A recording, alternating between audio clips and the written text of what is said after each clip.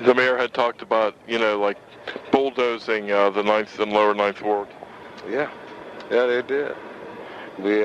Justin Knight and Brandon Darby, they took advantage of their privilege of being white. They went and they lived in the lower Ninth Ward. They stayed in that blue house. They opened it up.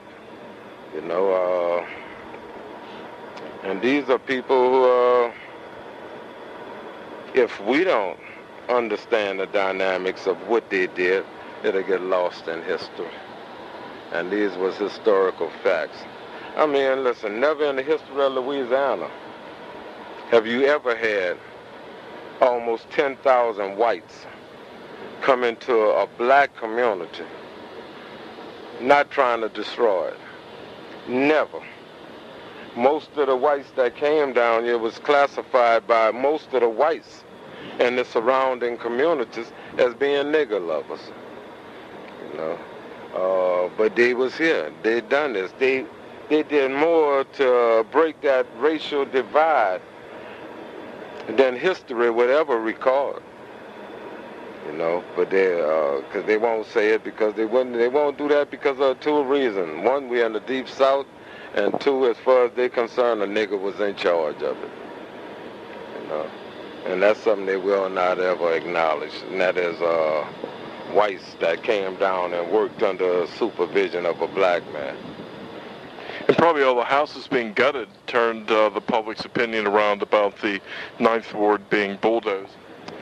Well, it helped open it. I'll tell you that. It helped open it. What did more is the people of the Ninth Ward themselves. What people underestimated, and by that I mean the forces of segregation, the forces of racism. What they didn't take into account is the American, it's our spirit.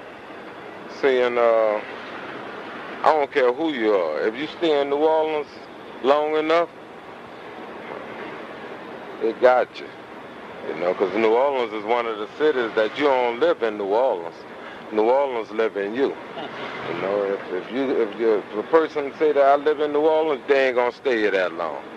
Most people here in New Orleans gonna live in them. And you could tell a person from New Orleans, I don't care what color they are, you could tell if they're from there anywhere that you see them in the world. If you walk up on them and you, after a few minutes of conversation, you can ask them, well, hey, brother, what part of New Orleans you from? Because it's going to be there. And it is said as for the African culture, that New Orleans is the most African-like city, in America. So, these was the things that they didn't account for. They figured that most of us, when we leave, was going to just stay, But people is coming back. And they're coming back, and they're coming back now in a way that they never was before. Because now they're coming back understanding those with a conscience. Those with a conscience, those who want to see the upliftment of a community. They're coming back, and they're coming back getting involved. The last election was a direct manifestation of how the African American community feel about New Orleans. Even though they tried to deny us the access to vote, we voted. And certain career politicians that stood in the way of real rebuilding of this city, they was voted out. And in the mayor's election, even though we had a liberal white candidate, they showed that we are not ready to turn this city over, that we will be here. So You know, it shows, just where we at and just how we feel about this city, about rebuilding, about restoring our lives. Here at the Woodlands, we're giving our 1-year anniversary here. It's because of the changes that we want to do here. We want to go up, build up in here with solar if we purchase this. We want to build up in here with solar. We want to do biodiesel as a backup alternative for energy. You know, we want to be able to make this here a truly social program. We're going to open up programs up in here. We're going to open up a ex-offenders housing program, a drug treatment, a women's center. These are things that we're going to open up right here in this development this year. We have given the local high school, where you see those kids and those uniforms there, they're coming from a local high school. You know, we have given that school $5,000 to give 100 of those kids a $50 a month allowance. You know, and the only requirement is they got to get involved in the cause of peace and justice. They got to learn civic responsibility, something that the government should be doing.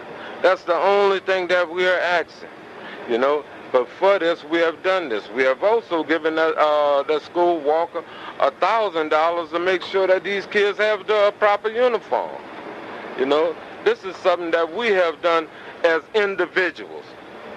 You know, not as a government, because we have yet to receive. Now, we have received praise from local government and commitment, you know. Whereas for the state and federal government, they don't even acknowledge our existence. But we are continuing to do the work, you know, and we'll continue to do the work. And that's what really counts.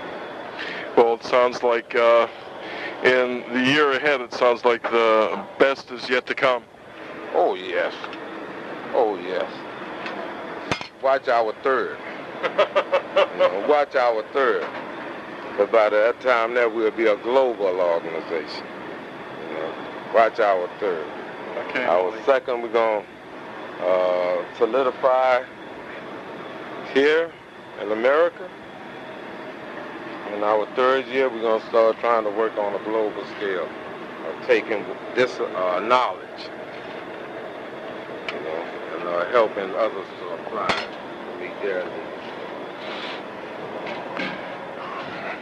What's this called again? This is a Louisiana seafood bar. This is the remainder of my shrimps.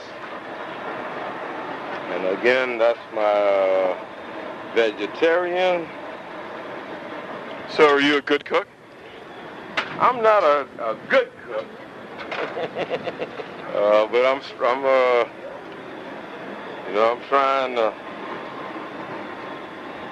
trying to become one. Listen, Malik, thank you for your time. All right, thank you.